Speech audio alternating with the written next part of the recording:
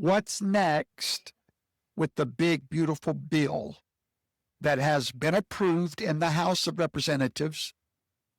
How does it survive the Senate with such a small majority, especially when we already have senators that are saying they're not going to support it?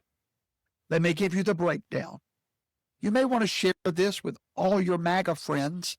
There's a lot of misinformation out there that we want to clear up for you tonight. First of all, you need to know about the Byrd bath, as it's referred to in the Senate. I want to explain it all to you so that you can fully understand everything that's about to go down. The big, beautiful bill came out of the House, heading into the belly of the beast, which is the United States Senate. And after countless messages from patriots asking the same question, can this monster bill actually pass?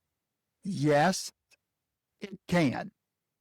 Don't be alarmed by the senators that you're hearing from that say they're not going to support it. That, my friend, is the way the game works. That is scare tactics. That's leverage they will use in negotiations with President Trump. Let me walk you through it step by step. This bill is our only chance to get it right. This bill is President Trump's MAGA manifesto. This is his complete America First agenda in one bill that is 1,000+ pages. Literally, big, beautiful bill, okay? It tackles several problems: border security funding, welfare reform, tax cuts for working families, defunding the Biden-era bureaucracies, repealing the ESG mandates, pro-growth economic policy. All of that is crammed into this big, beautiful bill. Now the senators have to begin scrubbing this literally big bill. The parliamentarian of the Senate will be the most important person in the next stage of where we're going. All of the America First agenda is in this bill, wrapped in literally a single package. Now, thanks to the budget reconciliation process, it only requires 51 Senate votes to pass, rather than the normal 6, okay? That's the good news. And normally, you need 60 votes, but not with the budget reconciliation process. Why? Because budget is so important to running the nation that all we need is a simple majority for anything dealing with the budget. Now, that's the good news, but here is the obstacle. The obstacle is called the Byrd bath, B-Y-R-D, okay? Now, it was named after Senator Byrd. And here's what it says. It says that the Senate cannot just pass any bill through reconciliation. In other words, you can't just pass anything you want to on those 51 votes. It must be budget related strictly, or it has to go through the regular process of 60 votes instead of 51. The Senate devised this plan to deal with emergency budget issues that sometimes would never get passed if it needed 60 votes, okay? Now, it's a bizarre and tedious filter known as the Byrd Rule, named after the late Democrat Senator Robert Byrd. This week, Senate Republicans, starting today, are going to give this big, beautiful bill the Byrd bath. What does that mean? They're going to scrub it, every provision, to ensure that it complies with the Byrd bath rule. And what is the bird bath rule? It must be related to the budget. Every item, or it does not get to go through reconciliation. The Byrd Rule says any provision in a reconciliation bill must directly affect federal spending or taxation. If it does not, that part of the bill has to get pulled out or the whole bill gets rejected. Okay? Here's an example. You may remember the Democrats tried to sneak an amnesty bill for illegal aliens into their reconciliation bill, but the Senate parliamentarian blocked it. It did not pass the Byrd Rule because amnesty is a massive policy change, not a direct budget item. So it was kicked out. Think about it like this. The House of Representatives has a much easier job. They don't have to go through the Byrd bath. They can throw anything they want to into that bill and pass it. They get to walk through a garage door, whereas in the Senate, they have to squeeze through a window in the garage. It's a much tighter process. It's not fair, but it is the rule, and it means basically every word of Trump's big, beautiful bill has to be what? Budget related, or it will die in the Senate. Now, whose job is it to make sure it does not die in the Senate? These Republican senators.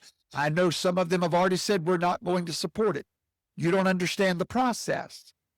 They must say that because any item in this bill that needs to be negotiated to pass the Byrd Rule, these senators are going to be able to call Donald Trump, negotiate it because they have already opposed it. It gives them negotiating power. As of today, the GOP holds 53 seats in the United States. That's a narrow majority, but it is workable. Unity is not guaranteed. Several Republican senators like Rand Paul, Ron Johnson are fiscal hawks. They want more cut and less spending. And guess what? They're probably going to get it. Why? We've got to have their vote. They are in a powerful bargaining position. And to be honest with you, I like it because I would love to see even more cuts to our federal spending. Now, what about all your other Republican senators? Yes, even Lisa Murkowski, even Susan Collins, even Lindsey Graham. All these people are what we refer to as establishment Republicans. They fear voter backlash. Rand Paul does it. Ron Johnson does it. But these others, they fear voter backlash because they are company people. That means President Trump and Senate leadership are blowing the phones up night and day. Even though you hear Mitch McConnell say he's not going to support it, that's not true. What they're telling President Trump, answer the phone, we've got work to do. They're going to have to rewrite some language if it's not worded correctly to pass the parliamentarian. They're going to get updates from the Senate parliamentarian that's going to tell them this will not fly. They're going to call President Trump. President Trump is very aware of the Byrd Rule. And listen, we get one shot at this, one. If we fumble this now, we may not get another chance to get it right. So here's what you can do. You, the people. Professor Toto is the watchman of we the people. Here's what we can do. Number one, we make noise. We let our senators know that we support the big, beautiful bill. It is time for your senator to hear from you. I need you to locate your senator's phone number and call today. You're probably going to get a voicemail. That's all right. Leave your message. My name is so-and-so. I voted for you twice. Whether I vote for you again or not will depend on your vote on the big, beautiful bill. You represent me. Please vote in favor of the bill. Call, then send an email. I support the big, beautiful bill. Next, find the next town hall with your senator. Go to their website, find the town hall, show up, make noise. Remind them this is the people's agenda. This is what we voted for, not the lobbyist. We want to reopen American energy. We want to rein in government overreach. We want to restore law and order. We want to put America first again. Because, my friends, this is not just about policy. It's about procedure. That's where we are now. We're in the procedural part of this. Donald Trump knows the rules. He's been through the ringer before. He understands that the bird bath is not just a nuisance. It is a make or break phase of this legislation. That's why he's in constant contact with Senate leaders to ensure that everything checks out and nothing gets thrown out.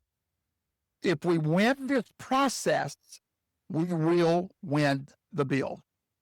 And if we win the bill, we win the future. Thank you for watching. Good night.